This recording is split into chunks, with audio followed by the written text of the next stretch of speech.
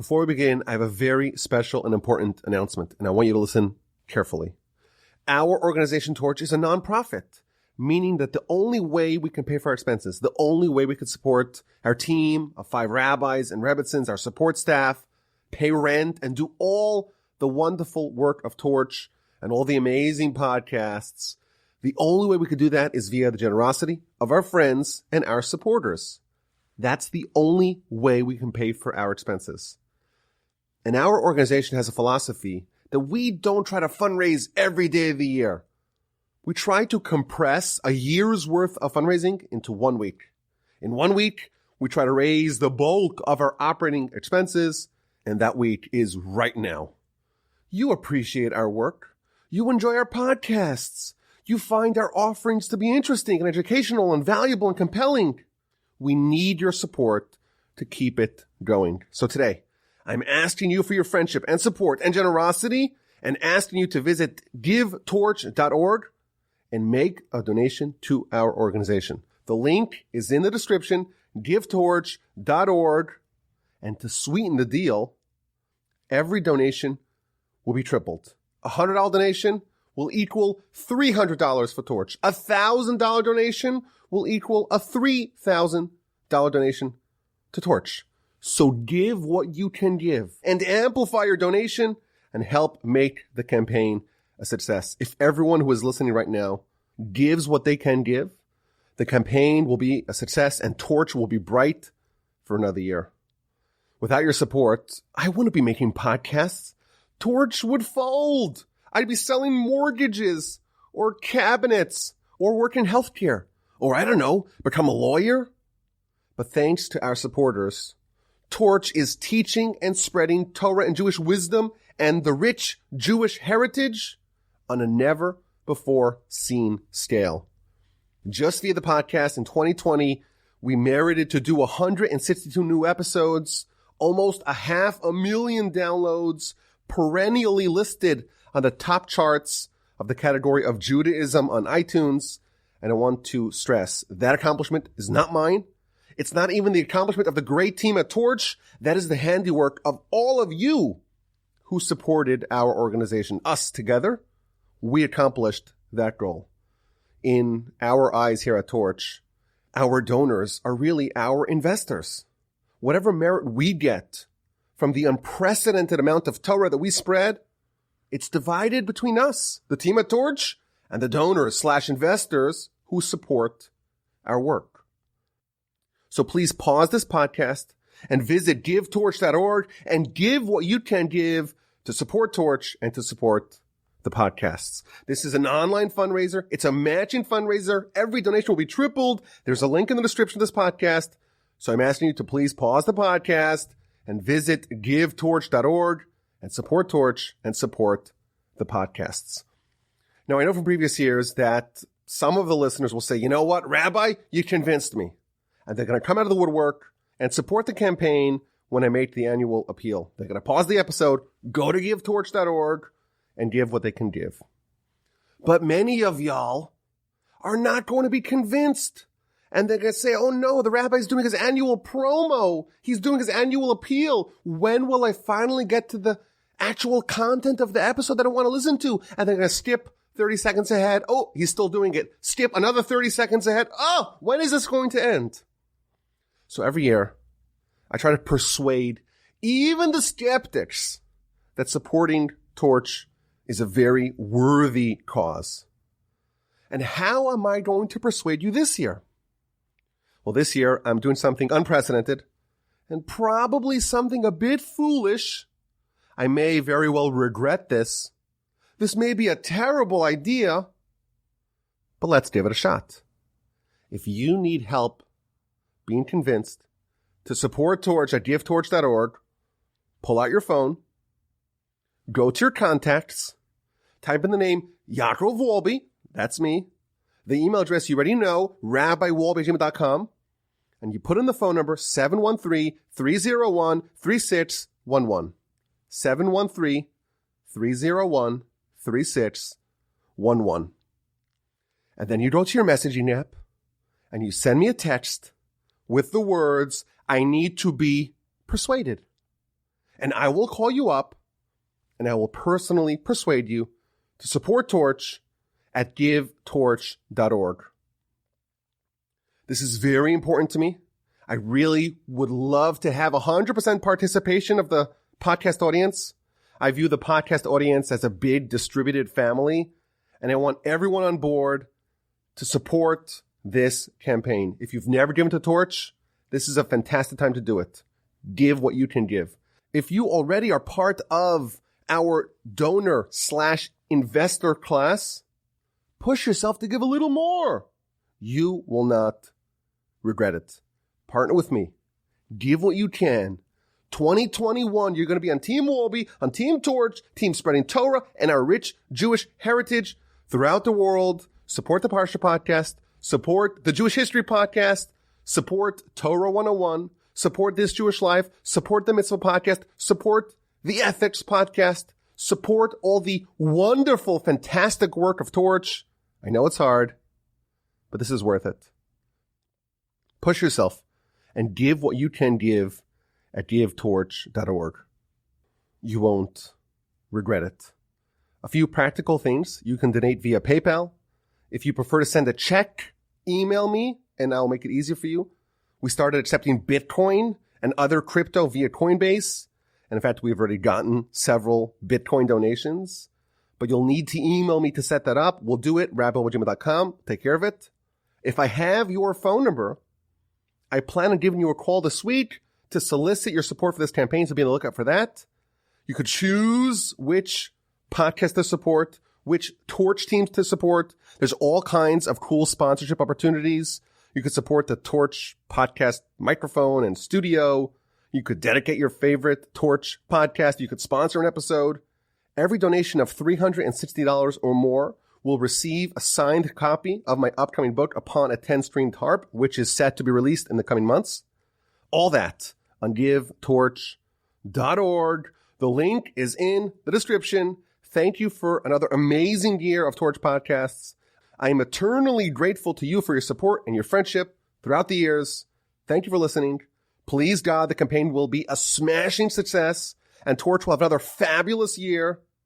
And in about a year from now, next March, we're going to have another tough business meeting, another annual appeal.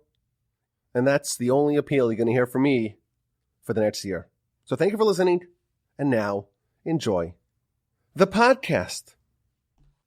We are up to chapter 5, Mishnah number 1. It's such a joy to get to the 5th chapter of Pirkei Avos, of chapters of our fathers. I'm going to read the Mishnah and we're going to discuss it. It's a very interesting Mishnah. Be'asara ma'amaros nivra ha'olam. With 10 utterances was the world created. Uma Talmud lomar. What's the lesson behind this? V'halo b'mamar echad yachal lihibaros. Is it not that with one utterance it could have been created? Ela lihipara min harishayim, to exact punishment from the wicked.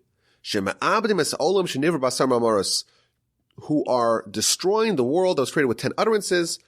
V'litin schar tov l'tzadikim shemekayim es olam shenivra basar ma'amaros, and to give good reward upon the righteous who sustain the world that was created with 10 utterances. So this is going to be a pattern that we're going to see throughout the 5th chapter of Pirkei Avos. Unlike the preceding 4 chapters, the majority of the teachings of this chapter are going to be unattributed. We're not going to say, oh, Rabbi so-and-so taught such and such. And it's going to be dealing with a lot of bigger picture ideas. It's going to be a very different style and probably a little bit more interesting as well. So this Mishnah tells us that the world was created with 10 utterances and not one. And the reason for this is so that way the wicked who destroy the world are going to be punished because they destroyed a world that has 10 utterances, and the righteous are going to be rewarded because they are upholding a world that was created with 10 utterances. So what does this mean? So just the very basic is that if you count in Genesis, how many times does it say, and God said, Let there be light, let there be water, let there be animals, let there be a human, let us make man. If you count how many times it says that God made an utterance, God said something, it's 10. And therefore, this world was created with 10 utterances. Now, if you actually count them, it turns out that there's only 9 times in the Genesis narrative where it says that God said, let there be such and such. Yet the Mishnah tells us that the world's created with 10 utterances. So the Talmud answers that you're right. The world is created with 9 times it says, Vayomer, Hashem said such and such, God said such and such. But the 10th utterance was the very first word of the Torah, Bereshis, in the beginning. In the beginning, it's considered like it is its own utterance, and therefore, if you tally up the 9 times it says and God said, plus Bereshis in the beginning, you have a total of 10 utterances, and that is how the world's created. Now, the obvious question is, why? Why do we have 9 utterances of one ilk and the 10th utterance of Bereshis, of in the beginning, a different kind of utterance? So this already brings us to some of the deep ideas that we're going to talk about in this Mishnah. The first creation is different than the ensuing creations. The first creation of Bereshis in the beginning is different than the ensuing 9 times it says, and God said, and he created. Why? Because when God created the first creation, what was the status of existence at the time when God made the first utterance? It was the domain of the infinite. Before the Almighty created something finite, before he created time and space and matter and energy, before what we would call today the Big Bang, but of course the one that was orchestrated by God, before the initial creation of anything finite, you had just the world of infinite. And that world is something which is totally beyond us. And that world is very different than the ensuing creation, let there be light. Once there is already existence of the finite variety, that is a different world that we can associate with versus the world that we cannot associate with, the world of the infinite. And therefore, it's important to distinguish the two as being different. And more specifically, the nature of the first creation versus the rest of the 10 creations are also different. The first creation is something out of nothing, what's called ex nihilo. There is no existence, there's no finite matter, there's no finite energy, there's no time, there's no space. It's just infinity. And then there's a creation, ex nihilo, something out of nothing. And what is the nature of the ensuing 9 utterances, the ensuing 9 creations? That is the Almighty taking what exists already and repurposing it and reformatting it and changing it into other things. In the beginning of the Torah, the Ramban in his commentary, he talks about the concept and he gives it the Greek term hiyuli, which is this matter and energy that can be reshaped and resized and reformatted into other things. Day 1 of creation. Creation number 1 is Bereshis, is in the beginning. Is this creation something out of nothing, matter where there was none, energy where there was none, time where there was none, space where there was none. That is Bereshis, one kind of creation. Everything else, Vayomer, and God said, and those are comparable. All the Vayomers are comparable because it's the Almighty taking what he already created and reshaping it. Whereas Bereshis is incomparable to any other creation, and therefore it has a different name. It's not Vayomer, and God said, it is Bereshis, this new creation, something out of nothing. So our Mishnah tells us that the creation happened with 10 utterances. But it could have happened with only one. And the question of our Mishnah is, well, why did the Almighty create the world the way he did? If you think about it, it's kind of a strange question. What are we proposing here? God should have created the world in a different way? What exactly is the alternative? So the Rambam, he says that it could have been created as follows.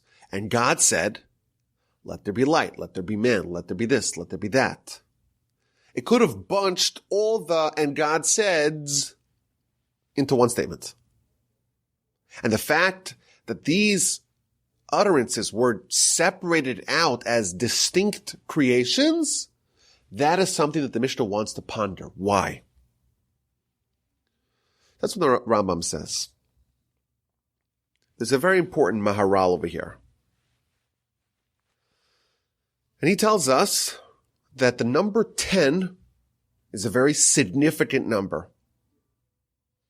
And if you look at the Torah, you see that the term 10 appears very frequently. Abraham, of course, is given 10 tests. The Jewish people in Egypt witnessed the 10 plagues, the 10 miracles. We have the 10 commandments. The Mishnah tells us that the Almighty interfaces with this world with 10 sefirot in 10 different spheres. Whatever that means, it's a Kabbalistic idea. If you look at the ensuing Mishnayos in our chapter, every Mishnah starts off with a number 10. There were 10 generations from Adam to Noah. There were 10 generations from Noah to Abraham. There were 10 tests that Abraham was tested. There were 10 miracles in Egypt, etc., etc. There is significance here to the number 10. And the Maharal explains that the number 10 connotes distinction and superiority and completion and importance. Wherever there is the number 10, there is the indication of God's creation. Moreover, there is the opportunity for God to dwell there. And he quotes a Mishnah we had earlier. The Mishnah talks about 10 people sitting inside the Torah, and that creates a domicile, a residence for God. So what he explains is that there's something very deep going on over here. It's not just that the Almighty did a preponderance of utterances. And the question is, why did he do so many? He could have done fewer. That's not the question of our Mishnah.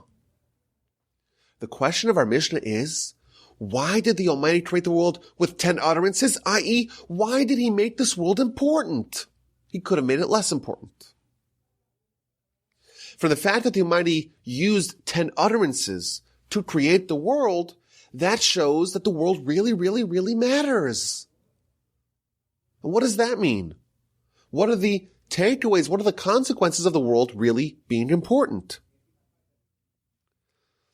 He also points out that the Talmud tells us that this world was created with the letter Hey, the 5th letter of the Hebrew alphabet. And the next world, the spiritual world, is created with the letter Yud, the 10th letter of the Hebrew alphabet. And of course, Yud corresponds to 10. So the next world is really, really important because it's created with the letter Yud, which is letter 10. But then he tells us that the letter Hey, the 5th letter of the Hebrew alphabet, the way you make it is you make a Daled, and then inside the Daled you put another Yud. And that's to indicate that this world is really indistinguishable from the next world. The next world is entirely holy. This world is also entirely holy. But it also has the Daled, so to speak, that symbolizes the expansiveness of physicality, and that's the tension of this world. This world's created with the letter Hey, because on one end it has the Daled, which is the draw towards materialism and physicality, And inside that, you have embedded in the Dalet, you have letter Yud, which is to symbolize total holiness, total perfection, total purity, a total replica of the world to come. And the challenge and the tension of this world is that we are drawn both to its physicality and to the physical material allure of the world. And embedded in it, we also have the opportunity to make this world a complete replica of the next world. So our Mishnah is talking about the world being created with 10 utterances.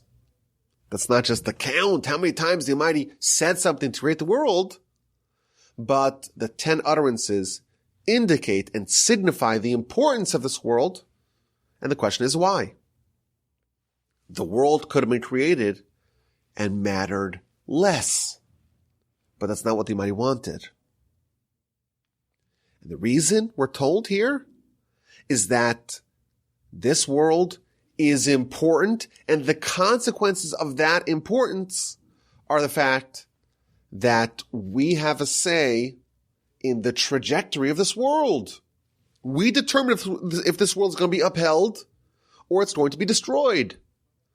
This world is a partnership. They might have created it with 10 utterances, but the choice of whether or not we continue this world, we uphold this world, we strengthen and nourish this world, or we allow it to wither and die, or we allow it to go by the wayside, or we allow it to be destroyed, that part of creation, well, that's in our hands.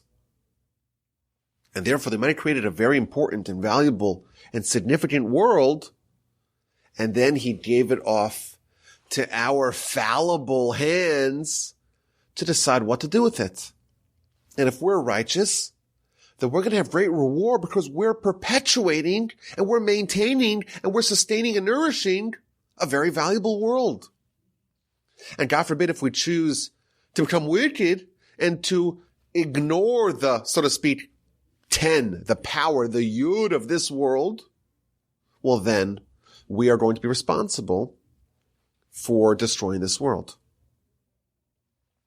The way I like to think of this is everyone has a job, but some people's job are just more important than other people's job. If you're Neil Armstrong and you're trying to land the moon rover, well, that's really important. Because if you fail, people are going to die. The mission's going to fail. It's going to be a disaster. If you are a physician and there's life and death in your hands, it's really important. You know, if you're a paper pusher, maybe your job is less important. What if you're the serviceman who's in charge of the nuclear football? How important is your job? The entire world is almost in your hands. That's what this Mishnah is telling us. We were given the nuclear football. We could have been given some other responsibility, some other mission that's not so important. They might have said the world's not so important. It's not created. We'll create it with one utterance. Make it less important. Make it less serious. But no, he created with 10 utterances. He created with this abundance of holiness and value and importance. And then he said it's your job to maintain it. It could have been moderately important, but no, it's exceedingly, inordinately important. And it's in our hands. Are we going to uphold the world? Are we going to maintain the world? Are we going to sustain the world? Or are we going to destroy it? We are bearers of the nuclear football. The Talmud of the Book of Kiddushin on page 40a, going into 40b, tells us that a person should always view themselves as if they are half righteous and half wicked. Half of your deeds are mitzvos and half of them are sins. You're exactly 50-50. Moreover, the entire world is exactly 50-50. Half of the cumulative deeds of all of humanity are righteous, and half of the cumulative deeds of all of humanity are wicked. And the next decision you make is going to determine not only your destiny, but the destiny of all of mankind and thus all of existence, all of finite existence. because all of finite existence is only because of man. And your decision right now is going to determine the direction that the world goes. Same idea. You're holding the nuclear football. The entire world, all of humanity, hinges upon your decision. That is the lesson of this Mishnah. Everything we do matters supremely. The Talmud tells us, if you look at the Genesis narrative, Vayerev Vayevoker Yom Hashishi, the sixth day. The Talmud points out that it adds an extra letter. It could have said Yom Shishi, the sixth day. It says the sixth day. It explains the Talmud that the sixth day of creation is the last day where the Almighty is creating something. But there's another sixth day to come. And that is the sixth day of the month of Sivan, the day of the giving the Torah at Sinai. It explains the Talmud, the Almighty made a condition in creation. The Almighty creates the world on condition, provided that we accept the Torah. The world was not complete until Sinai. You have the Genesis creation, and then you have the completion of that creation at Sinai. And the Almighty made the condition. If the Jewish people accept the Torah, if they take the tools to maintain and perpetuate this world, to perfect this world, to uphold this world, to nurture, to sustain this world, then the world will endure. You fulfilled your part of the deal. I'll keep my part. But in the event the Jewish people reject Torah, if we reject the tools to uphold and maintain the world, then you have not fulfilled your condition, and therefore I'm not creating the world. And therefore I'm going to retroactively destroy the world. And that's the idea of this Mishnah. The Almighty created the world, but it's not complete. We are the partners. Our choices determine whether the world is going to endure or it's going to be destroyed. And this matters a lot. This is the nuclear football. We're in charge, and our choices are going to reverberate for all of eternity. And if we are righteous, think about what that means. The most important job ever given to any person is given to me, is given to you, is given to every person you know. And we have a say to determine what happens. And the Almighty gives us the tools to do what we need to do. And what if we fail? If we fail, then we are reneging upon our side of the deal. And the Almighty says, okay, you don't want to keep on this world? We'll destroy it. And the morale points out that suppose you have 100 righteous people and there's one wicked person. Well, then the 100 righteous people will override the one wicked person, and the world will not be destroyed. And therefore, how can you tell the wicked person, hey, if you don't uphold the world, you're going to destroy the world? Well, don't we see the world's not being destroyed? And therefore, he says like this. He says, every person is judged as an individual. If you were the only person in the world, how would the world look like? If everyone was like you, what would the world be? If you're a good person, if you're a moral person, if you're a righteous person, if you're even a pious person, and everyone in the world is like that, well, there's no more war, there's no more crime. It's just a beautiful world. And therefore, you are going to be judged as a total individual, and everyone else is going to be abstracted from that calculation. And in the eyes of God, the world was upheld because of you. Conversely, if you're a wicked person, you are also judged as an individual, and in the event that your behavior is one that warrants the world to be destroyed, it's considered as if the world was destroyed due to you. And that is a very unfortunate designation. So that's this Mishnah. It's a beautiful idea that really hammers home the message that we matter. Our choices matter. The Almighty created the world, but it's on condition. It's conditional to us accepting our part of this bargain, and that is that we are going to do whatever we can to maintain, perpetuate, and uphold this world. We are going to do our job, and this is a very important job. This is a job that everything hinges upon, and this world really does matter. It's not one that the Almighty says, you know what, we'll start off again. It's not so important. The Almighty instantly could create a brand new universe. No problem. But no, he cares about this world. He said, I'm going to spend and dedicate 10 utterances to create this world. I'm going to record it. Great importance. This world matters to me. And humanity, you have the keys in your hand to determine which way the world goes. What power.